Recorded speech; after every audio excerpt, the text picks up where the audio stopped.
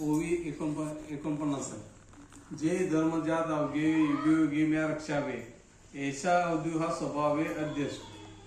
म्हणून अजत्व ठेवी मी अव्यक्तीपरी नाठवी. जे वेळी धर्मादे अभिनवी. ज्ञानेश्वर महाराजांनी 4थ्या ओळीमध्ये गीतामध्ये जे हे आपला अर्जुनाने श्रीकृष्णाने ज्यावेळी हे केले की मी आमच्या घरातल्यांच्या बरोबर मी कसा हे करू, जे शस्त्र हे करून मी त्यांच्यावर युद्ध कसं करू. त्यावेळी तिने काय सांगितलं की श्रीकृष्णा ज्या ज्यावेळी मी यदा यदा ही धर्मस्य ग्लानिर्भवति भारत अब्दुद्धर्म अधर्मस्य तदात्मानं सृजनं. याचा अर्थ काय की ज्यावेळी कृष्ण म्हणतात की आपल्याला उद्धवाला की उद्धवा ज्या ज्यावेळी आपल्या पृथ्वी जगावर संकट येईल त्यावेळी मी अवतार घेत राहणार. ह्यासाठी मी हे केलेलं आहे. ह्या उभीचा अर्थ असा होतो. ते तुकाराम गाथामध्ये सुद्धा असं आहे की धर्म म्हणजे कशाला म्हणायचं. धर्माची व्याख्या काय. धर्म असं आहे की प्रत्येक ह्याच्यामध्ये धर्माची 4 आहेत. आता आपला धर्म जो आहे ते सनातन धर्म आहे. प्रत्येक धर्माच्या मुळाशी कोण ना कोण तर हे माणूस लपलेला आहे. परंतु आपल्या सनातन धर्माला कुठलाही माणूस नाही, काय नाही. अनादी कालापासून आपला हा धर्म चाललेला आहे. आता बघा तुम्ही कुठला पण एक हे घ्या. आता धर्म बघा, धर्म कोणते. बौद्ध धर्म आहेत, मुस्लिम धर्म आहेत, ख्रिश्चन धर्म आहे. त्याच्या मुळाशी कोण ना कोण तर आहे. मुस्लिम धर्मामध्ये मोहम्मद आहे, मोहम्मद पैगंबर मुस्लिम धर्मामध्ये. त्यानंतर ख्रिश्चन धर्मामध्ये ईसा मसीह आहे ख्रिश्चन. पण त्यानंतर तुम्ही बौद्ध धर्मामध्ये भगवान बुद्ध आहे. प्रत्येक धर्माच्या मुळाशी कोण ना कोणतं पुरुष आहे. तसं हा सनातन धर्माची व्याख्या काय की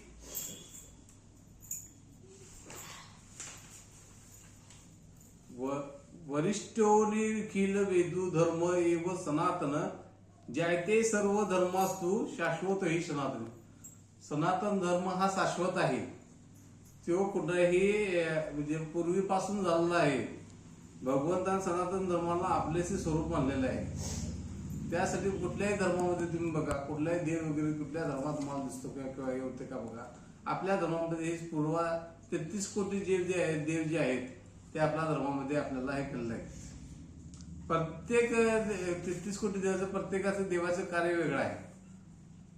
त्यानंतर ज्या आपण जे आता हे केला कुठला की यदा यदा हे धर्मस्य ग्लानिर्भवति भारत, त्याच्या अनुसरून देवाने काय काय रूप घेतले किंवा काय ते सुद्धा ते ह्याच्यामध्ये सांगितलेलं आहे. पहिल्यांदा शंकासूर नावाचा दैत्याने 4 वेद पळवून नेले.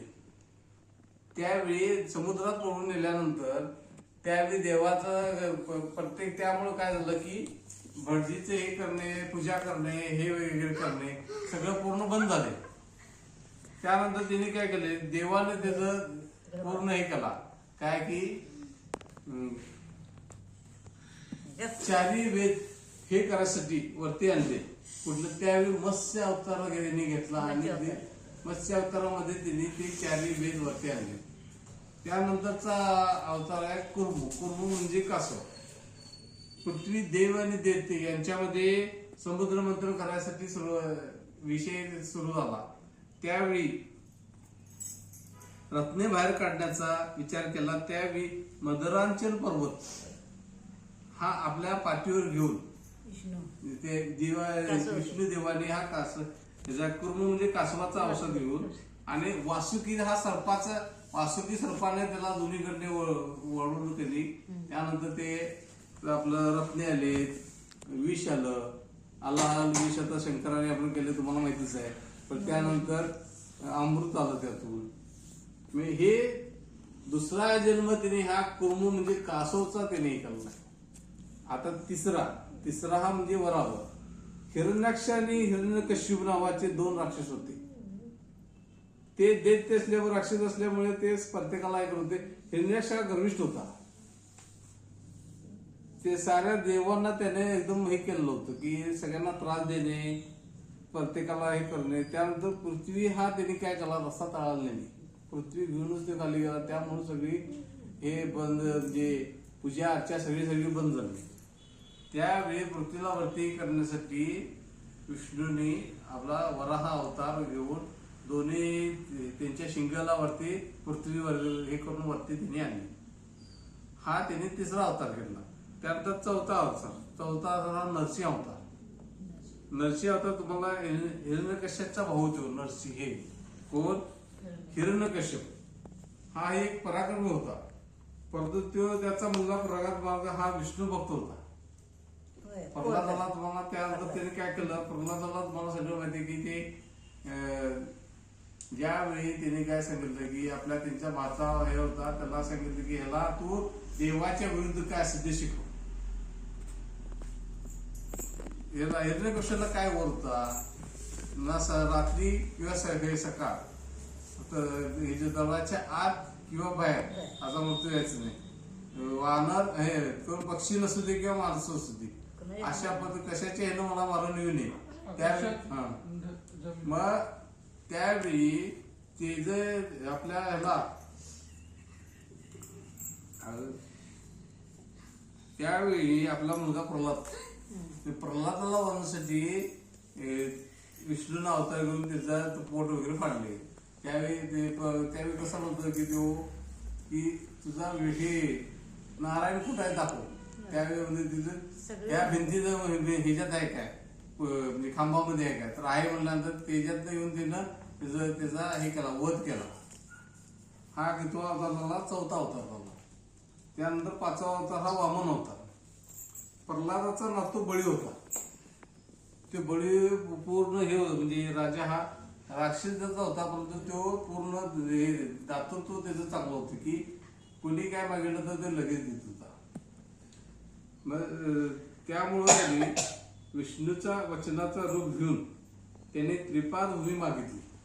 तिने काय केला, संन्यासाचं रूप घेतला आणि त्यांच्याकडे गेला. त्यांची पूजा चालू असतानाच त्याने तिथे गेल्यानंतर ते म्हणजे वर मागितला की ती मला 3 पायाचं हे वर दिलं. मग पहिला पाय त्याने आकाशामध्ये केला, दुसरा पाय पूर्ण जमीन त्याने केली, मग तिसरा पाय कुठे ठेवला, त्यावेळी त्याचा डोक्यात ठेवला. हा त्याचा 5वा अवतार. वामन अवतार 5वा झाला. त्यानंतर 6वा अवतार परशुराम. पूर्वी कार्तवीर्य नावाचा एक दैत्याचा राजा होता. त्याच्या अनुकरण करून सगळीकडे बळी तो कानपिळी अशी स्थिती करून सोडली होती. म्हणजे प्रत्येकाला मारणे आणि बळी म्हणलं की ते सगळे कानपिळी असं त्यावेळी सगळे म्हणत होते. त्यामुळे अशा लोकांना त्या लोकांना परिस्थिती म्हणजे त्यांना शिक्षा देण्यासाठी तिने हा परशुराम अवतार घेतला होता. हा कितवा अवतार झाला? 6वा अवतार. 7वा अवतार श्रीरामचंद्र. श्रीरामचंद्र एक वचनी, एक पत्नी, एक बाणी, सगळं त्यानं पूर्ण रामायण मध्ये हा सत्य आहे. सत्य कसं असते किंवा धर्माने कसं वागायचे, धर्म म्हणजे काय, हा रामायणाच्या ह्याच्यामध्येच आपल्याला समजते. त्यांची भाऊ बघा सगळी धर्मानं वागतात. कोणी बघा म्हणजे त्यांच्या भावामधले भरत सुद्धा म्हणा, हे सगळे धर्माने वागल्यामुळे आतापर्यंत सगळे गेलं.